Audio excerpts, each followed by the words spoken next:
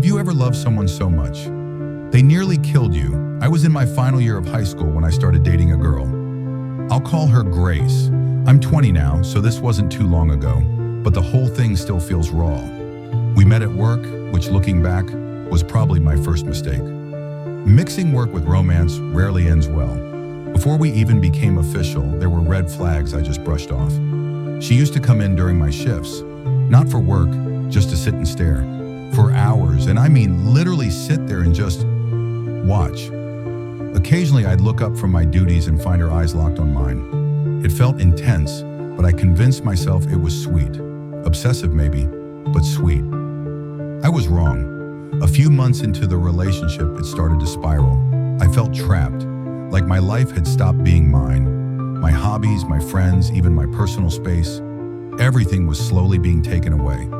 Grace would constantly text and call, demanding updates on where I was, who I was with, and what I was doing. And if I didn't respond, let's just say silence was not an option. I'd come back to find 25 missed calls and an inbox full of emotional outbursts. Even if I was just in the bathroom, gaming with friends, forget it. That became a war zone. Every time I picked up my controller, it ended with a fight. It got toxic, beyond toxic. So I ended things, but she didn't. She wouldn't let it go. She waited outside my workplace, followed me to my car, sometimes even stood in front of it to block me from leaving. She cried, pleaded, screamed, threatened, all in the span of minutes. One night she showed up again, said she just wanted to talk. I was exhausted. I didn't know what else to do, so I agreed. We sat in her car, and she started in with the same rehearsed speech. How she missed me, how she couldn't live without me. But then she said something that made me freeze. If you leave this car, I'll have my dad sue you, right now. She had threatened legal action before, ridiculous stuff I won't even get into. But this time, she said it like she meant it. I'd had enough. I told her I was done and reached for the door, but it was locked. That's when she grabbed my arm. Not in a playful or emotional way, but with force. She dug her nails into my skin. It wasn't like her. She'd never gotten physical before. Her eyes, there was something in them. Rage, hatred. I'm a pretty big guy, and she's small, so I knew I could overpower her if it came to that. I yanked the door open and tried to step out, but she had a grip on me like steel. I told her to let go. She didn't. My skin was starting to break. I pulled and pulled, until finally I jerked her forward onto the seat. That gave me just enough space to escape and run to my car. I drove home faster than I ever have in my life. My hands were shaking. I just wanted it to be over. But it wasn't. See, Grace didn't live far from me, a couple of blocks. That night, after I got home, I tried to relax by playing some Grand Theft Auto V. I'd smoked a little, just to calm my nerves. It worked, kind of. At first, I heard a car outside. I didn't think much of it. Might have even been part of the game, or maybe just paranoia. But then, tap tap, a knock on my window. I froze. Probably just my imagination, I told myself. Then I heard it again, louder this time, followed by a voice, a soft female voice calling my name. It was her, Grace. My blinds weren't great, and I knew she could see me. I stayed quiet, hoping she'd just get bored and go away. She didn't. After a minute or so, her knocking got louder. Her tone shifted. Gone was the soft, pleading voice. Now she was angry, screaming, swearing. I finally opened the window just enough to speak through it. I asked her what the hell she was doing here at 2 a.m. She said she wanted her sweater back. That's it, a sweater. I told her to get off my property or I'd call the cops. At that, she started crying uncontrollably, screaming that I was cruel, heartless, and worse.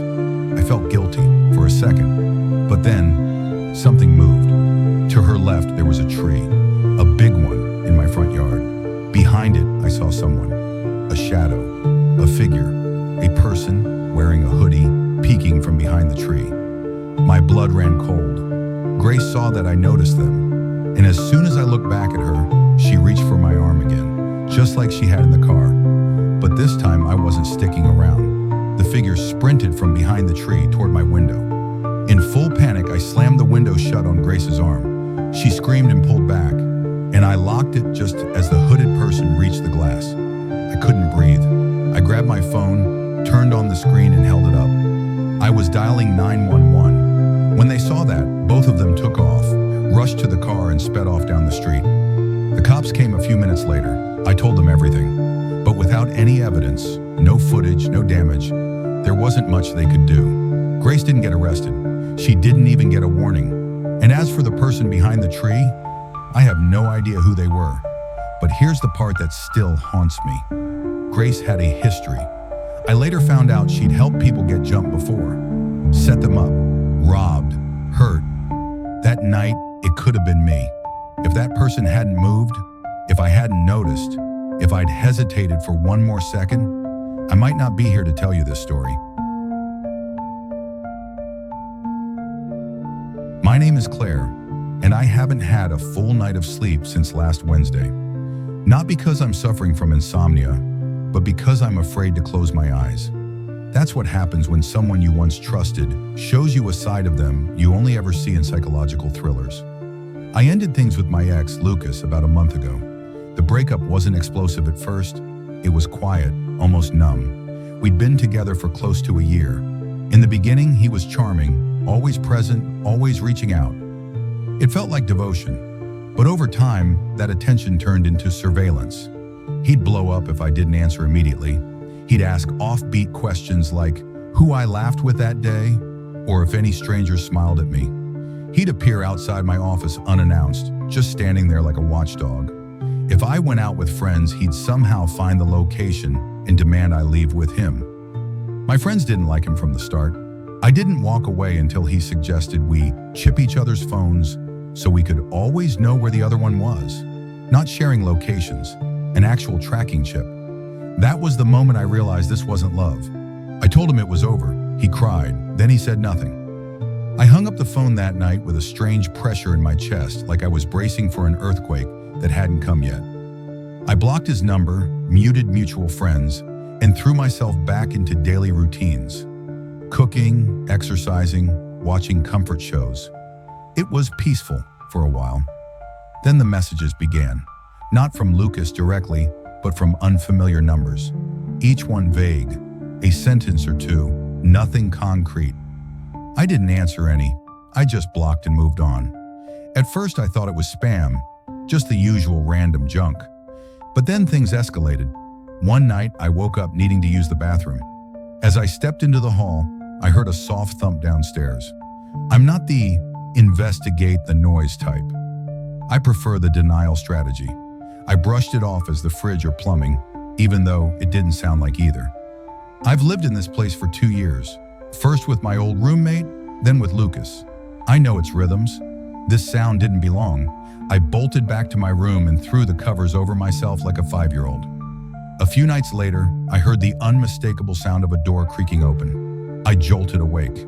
I wanted to believe it was part of a dream, but the adrenaline said otherwise.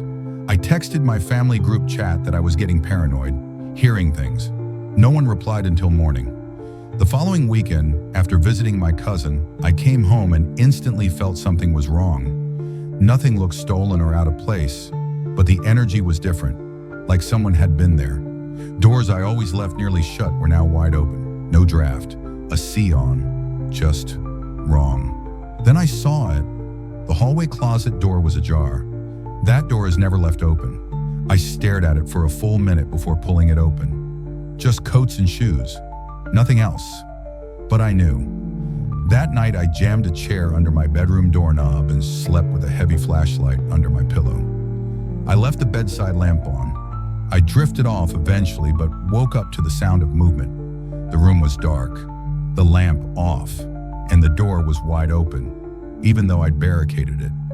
I sat up, dazed, and then I saw it, a shadow at the foot of my bed. At first it looked like a heap of clothes, until it moved. It was the top half of someone's head. Then I felt a hand slide across my ankle. I screamed like I was being murdered. And then came Lucas's voice, low and calm, telling me to quiet down. When I didn't, he lunged on top of me and covered my mouth. He said he just wanted to talk. that he wouldn't let go until I promised to be quiet. I nodded. My voice shook as I asked how he got in. He said he made a copy of my keys when we were together, just in case. He never told me. That wasn't love, that was obsession. And I knew I couldn't just pull out the flashlight and swing. I wasn't brave enough. Not then. He didn't threaten me, but his presence was threat enough. I pretended to go along with it, told him maybe we could talk later, just not tonight. He stayed for another 20 minutes, lying beside me like we were still together. Then he left. As soon as I heard the door shut, I called the police. I told them I thought the intruder was still in the area so they'd respond faster. They came. I filed a report. Later, with evidence, including texts traced back to burner apps he'd used, I secured a restraining order. I stayed with family for weeks while I found a new place. My advice? If someone starts showing signs that their love feels more like control, leave. Don't second guess. I'm still recovering from the trauma of waking up to someone staring at me from the dark. I had to weigh whether to fight for my life with a kitchen knife. That's not love. That's terror. I dated Natalie for almost 2 years. When we first met, she was magnetic. Everyone liked her. Smart, witty, with this wild, creative energy. She'd send me long, thoughtful texts just to say she missed me. She memorized my coffee order, wrote poems on scraps of receipts, and made everything feel cinematic. But that fire came with smoke. If I didn't answer a message in 5 minutes, she'd panic. Then she'd rage. Then she'd cry. I thought it was just her being passionate. Then came the jealousy. She once flipped out over me liking a tweet. Just a tweet from a girl I went to college with. She accused me of lying, said I must still talk to her. Another time, when I said I needed space after an argument, she camped out on my couch for 7 hours, refusing to leave until I understood how much she loved me. It was like a switch flipped anytime she felt abandoned. One day she showed up to my office with cupcakes. I laughed it off. A few weeks later, she showed up again, this time in tears, because I hadn't replied to her goodnight text. That's when I realized it wasn't cute anymore. I ended things one evening. She didn't scream. She didn't cry. She just stared, then said, "Maybe it's over for you." Not for me. The words were ice. I blocked her across every platform, changed my number, got a new place. For a few weeks, nothing happened. Then the letters started showing up. No postage, just slipped under my door. The first was poetic. "I miss how you breathe when you're dreaming." The second was chilling. "You don't lock the top bolt. I always told you to." The third was horrifying. "You wore your maroon hoodie yesterday, the one you always tug at when you're nervous." I hadn't seen anyone that day. I was grocery shopping in the rain, hood up, head down, but someone saw me. I quit my job and took a new offer in Colorado. Told almost no one, went dark online, changed every login, email, phone number. Got a P.O. box under a fake name. It worked for a while. Then I checked my box one day and found a Polaroid. It was of me walking into my building, from behind. She'd found me. The back read, "You lean forward when you're tired." I moved again. Paid cash, no lease. Rented a room in a cabin out in the woods, hours from the city. Switched to full remote work. Got a dog, big, loud, protective. Deleted everything online. I disappeared. It worked. No more letters, no more shadows until the sticky note. Just red ink on yellow paper stuck to my front door. It said, "The beard doesn't suit you." I shaved it that night. Told myself it was paranoia. The next morning, another note under my wiper. Much better. I went to the police again. They said no threats, no proof, no help. I filed another report, changed routines, slept with lights on. Weeks passed with nothing. I started to believe maybe she gave up, until one night I jolted awake. The room felt wrong, like someone had just stepped out of it. I checked everything. Nothing was missing, but taped to my door the next morning was an envelope.